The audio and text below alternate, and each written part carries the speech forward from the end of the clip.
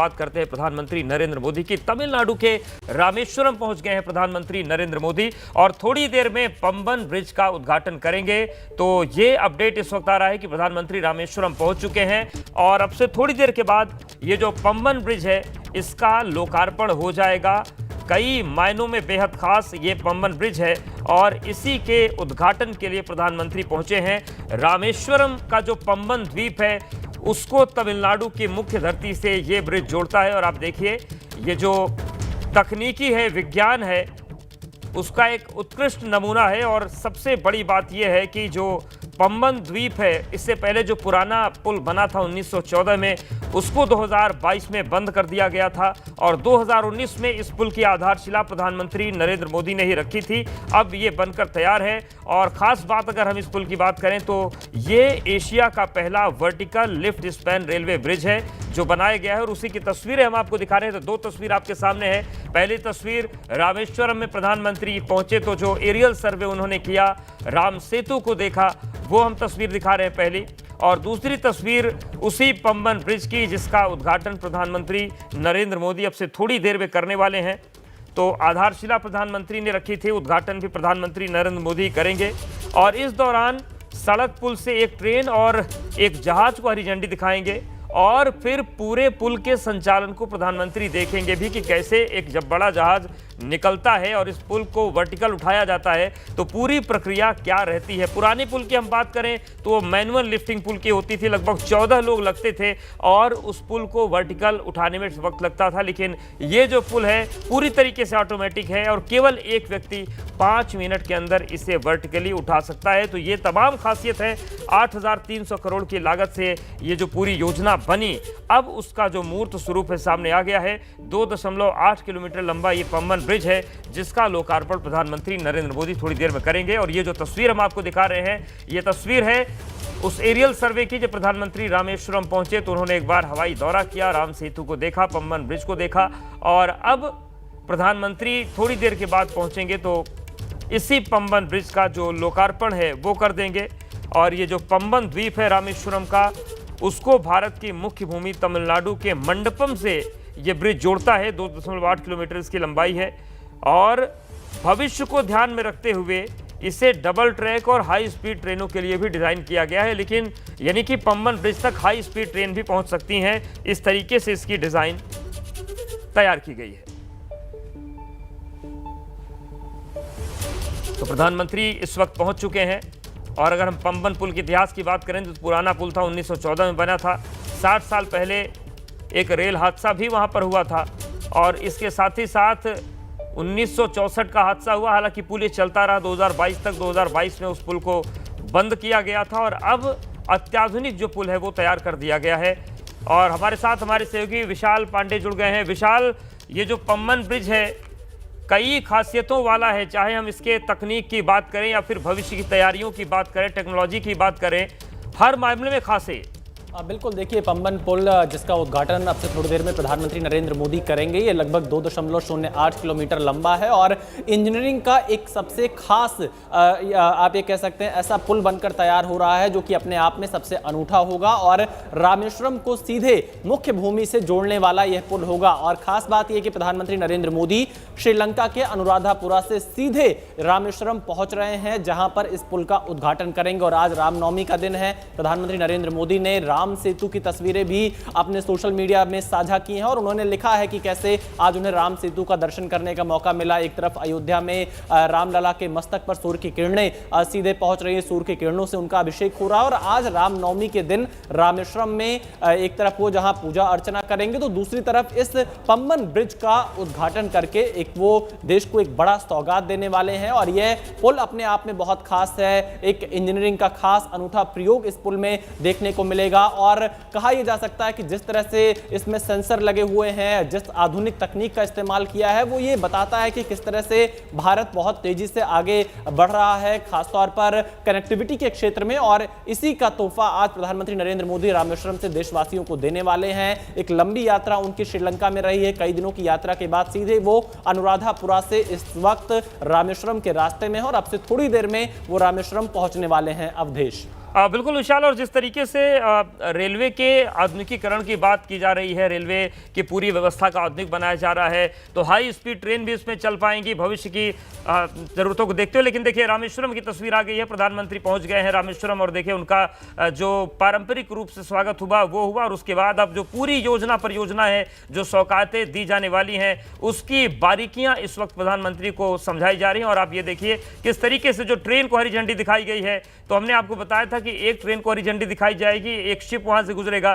तो आप देखिए लोकार्पण इस पुल का हो चुका है, और पंबन ब्रिज पर जो पहली ट्रेन है वो रवाना कर दी है प्रधानमंत्री नरेंद्र मोदी ने। और अब देखिए जिस पंबन ब्रिज के वर्टिकल लिफ्टिंग की बात हो रही है, जो इलेक्ट्रोमैग्नेटिक तकनीकी से लैस है, उसका जो पूरा उद्घाटन है, जो लोकार्पण है, और जो पूरी उसकी उठने की प्रक्रिया है, वो तस्वीर भी आपके सामने है। तो प्रधानमंत्री ने पंबन ब्रिज का लोकार्पण कर दिया है, उद्घाटन कर दिया, और आप देखिए किस तरीके से ये जो ब्रिज है वर्टिकल लिफ्ट हो रहा है, और केवल 5 मिनट का समय इसमें लगेगा, तो ये 22 मीटर ऊपर तक उठ सकता है। और आप देखिए जो पहला जहाज है वो भी यहाँ से गुजर गया, तिरंगे उस पर लहराए जा रहे हैं। तो रामेश्वरम से हम सीधी तस्वीर आपको दिखा रहे हैं, ये जो पंबन ब्रिज है वर्टिकल लिफ्ट किया गया, और ये जहाज भी उसके नीचे से गुजरा है।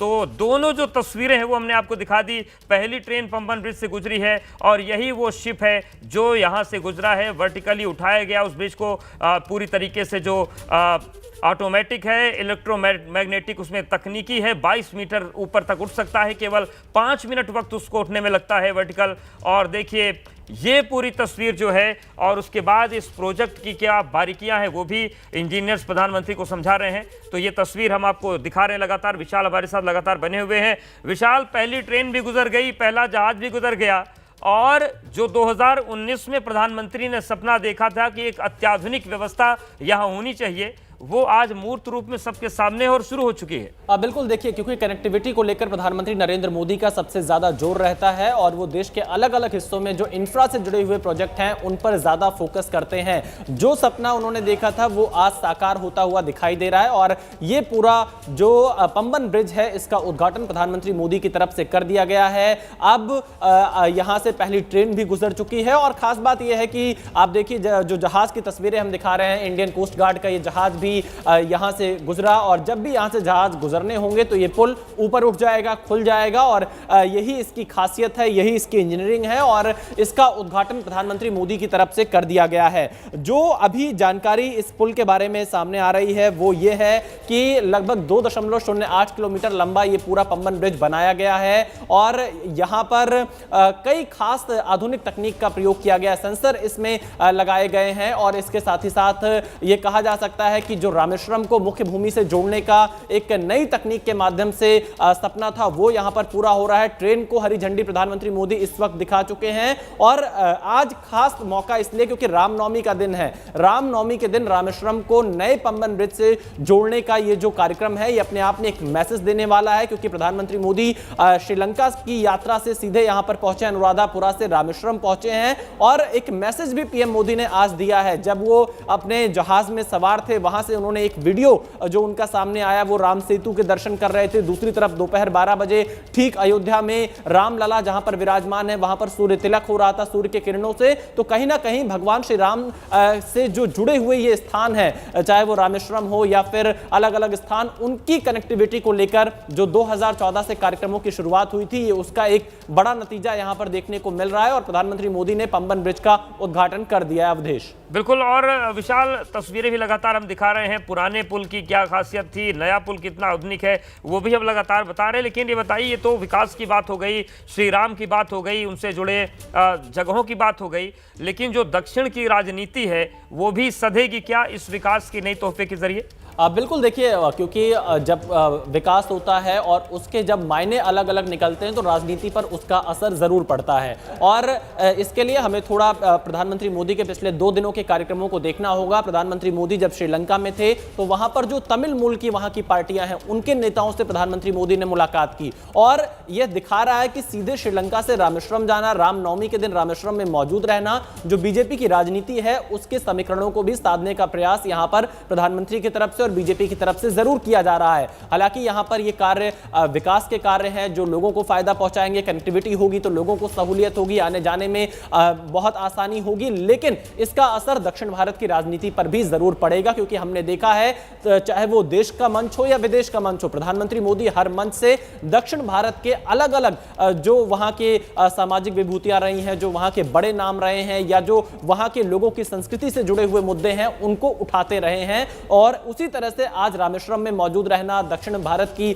जो पोशाक है, वेशभूषा है, उस वेशभूषा में मौजूद रहकर रामेश्वरम तक ये पंबन ब्रिज का उद्घाटन करना, ये अपने आप में राजनीतिक संदेश जरूर जाता है कि आने वाले दिनों में, खासतौर पर अगर हम तमिलनाडु की बात करें, क्योंकि वहां की राजनीति में काफी उतार चढ़ाव देखने को मिल रहा है। हाल ही के दिनों में वहां के जो तमाम नेता थे उन्होंने गृहमंत्री अमित शाह से मुलाकात की थी, तो बीजेपी तमिलनाडु में अपनी जड़ों को और ज्यादा मजबूत करना चाहती है। और इसीलिए आप देखिए कि तमिलनाडु में एक के बाद एक जो कार्यक्रम हो रहे हैं उससे कहीं ना कहीं राजनीतिक संदेश जरूर देने का प्रयास किया जा रहा है। अवधेश, बिल्कुल, तो तस्वीरें भी लगातार हम आपको दिखा रहे हैं। आप देखिए ये उद्घाटन के वक्त की तस्वीर है जब प्रधानमंत्री ने उद्घाटन किया, और इन सब के बीच आप देखिए ये जो एरियल व्यू है पंबन ब्रिज का, वो खूबसूरत तस्वीरें भी हमने आपको दिखाई। तो कुल मिलाकर जो पंबन ब्रिज है उसका उद्घाटन हो गया है। और आप देखिए जब शिप गुजरा इंडियन कोस्ट गार्ड का, वो तस्वीर भी हम आपको दिखा रहे हैं। कुछ खासियतें हैं, जैसे कि जो पुराना पंबन ब्रिज था उसे जब वर्टिकल लिफ्ट करते थे तो 19 मीटर ऊंचाई तक खुलता था, यानी कि जो एयर क्लियरेंस था जहाज़ों के लिए 19 मीटर का था। लेकिन अब नए पंबन ब्रिज में ये जो एयर क्लियरेंस है ये 22 मीटर का किया गया है, यानी कि और बड़े जो जहाज हैं वो यहाँ से गुजर पाएंगे। तो बड़े जहाज़ों का आवागमन भी बड़ा सुचारू रूप से होगा। और ये जो पूरी तस्वीर है हम आपको दिखा रहे हैं, देखिए पहली जो ट्रेन गुजरी पंबन ब्रिज से उसकी तस्वीर है, प्रधानमंत्री ने हरी झंडी उसको दिखाई, और उसके बाद फिर इंडियन कोस्ट गार्ड का जो जहाज गुजरा उसको प्रधानमंत्री ने हरी झंडी दिखाई। तो कुल मिलाकर मंडपम स्टेशन से रामेश्वरम स्टेशन को जोड़ेगा जो पंबन पुल, ये पूरी जो तस्वीर है अब ये लोकार्पित हो चुकी है। ये यहाँ से जो ट्रेन है, जो जहाज है, उनके गुजरने का सिलसिला शुरू हो जाएगा। 108 साल पुराना पुल हो गया था, उसको फिलहाल 2022 में ही उसमें आवागमन उसमें प्रतिबंधित किए गए थे। और विशाल भी हमारे साथ लगातार बनी है। विशाल, तमाम जो खामियां हैं वो पुराने पुल में जो खामियां रही थी उनको अपग्रेड करते हुए अत्याधुनिक पुल तो बना दिया गया है। इसमें जो समुद्री व्यापार होता है उसमें जहाज़ों का बड़ा योगदान है। भारत लगातार बड़े बड़े जो बंदरगाह है उनको विकसित कर रहा है, उनको अत्याधुनिक कर रहा है। ऐसे में पंबन ब्रिज में भी जो बड़े जहाज़ और बड़े जहाज जो आ सकते हैं उनके आने का भी एक दरवाज़ा खोला गया है, क्योंकि एयर क्लियरेंस ऊंचा कर दिया गया है। यानी कि जितने भी पक्ष हो सकते हैं, चाहे वो धार्मिक हो, आध्यात्मिक हो, राजनीतिक हो, सामाजिक हो, हर पक्ष का ख्याल रखा गया है। बिल्कुल, और ये आधुनिक भारत की तस्वीर कही जा सकती है। और ये वर्टिकल सस्पेंशन ब्रिज है और देखा जाए तो इसे एल्युमिनियम मिश्र धातु से बनाया गया है। और इसके साथ ही साथ क्योंकि जब अब यहाँ से बड़े जहाज गुजरेंगे तो लगभग 5 मिनट का समय लगेगा इस पूरे पुल को खुलने के लिए, जो इसका समय निर्धारित किया गया है 5 मिनट 30 सेकेंड में पूरा का पूरा ये पुल खुल जाएगा, ताकि बड़े जहाज यहाँ से गुजर सके। आपने बिल्कुल ठीक कहा कि बहुत सारे जो एंगल हैं उनको यहाँ पर साधा गया है, बहुत सारे समीकरण को साधा गया, चाहे राजनीतिक समीकरण हो या फिर विकास का जो मुद्दा रहा है दक्षिण के राज्यों में, उनको भी यहां पर जरूर साधा गया है। और खासतौर पर तमिलनाडु में ये बड़े मुद्दे रहे हैं। बड़ी संख्या में यहां पर श्रद्धालु रामेश्वरम पहुंचते हैं, जो वहां आस्था रखते हैं, देश के कोने कोने से लोग वहां पर पहुंचते हैं। तो नए ब्रिज के खुल जाने से लोगों को काफी सहूलियत होगी और सुरक्षा के लिहाज से भी नया ब्रिज काफी मजबूत है, काफी नए पैमाने पर इसे बनाया गया है, आधुनिक तकनीक का इस्तेमाल किया गया है। तो बहुत सारे मायनों में नया ब्रिज एक तरह से बहुत शानदार रहने वाला है। और रामेश्वरम की अगर हम बात करें तो रामेश्वरम को लेकर बीजेपी लगातार अपने तमाम जो उनका संकल्प पत्र रहा है या फिर जो उनकी चुनावी रैलियां रही हैं उनमें इन मुद्दों को उठाती रही है। और आज का दिन इसलिए खास है अवधेश, क्योंकि रामनवमी है। प्रधानमंत्री नरेंद्र मोदी ने एक साथ कई संदेश दिए हैं, क्योंकि आपको याद होगा राम सेतु के मुद्दे पर भी भारत में लगातार राजनीति होती रही है। बीजेपी यह आरोप लगाती रही कि कांग्रेस ने राम सेतु के अस्तित्व पर सवाल उठाए थे। और आज प्रधानमंत्री मोदी जब अनुराधापुरा से रामेश्वरम की यात्रा कर रहे थे तो उन्होंने वो वीडियो साझा किया जिसमें उन्होंने साफ तौर पे लिखा कि आज राम सेतु के दर्शन किए हैं। और यह भी एक अद्भुत संयोग है कि राम सेतु के दर्शन के साथ साथ अयोध्या में रामलला के मस्तक पर सूर्य की किरणों से अभिषेक हुआ है। और यह आइडिया भी प्रधानमंत्री नरेंद्र मोदी का ही था, क्योंकि जब राम मंदिर के निर्माण की शुरुआत हो रही थी, जब राम मंदिर तीर्थ क्षेत्र ट्रस्ट की स्थापना हुई थी, उस समय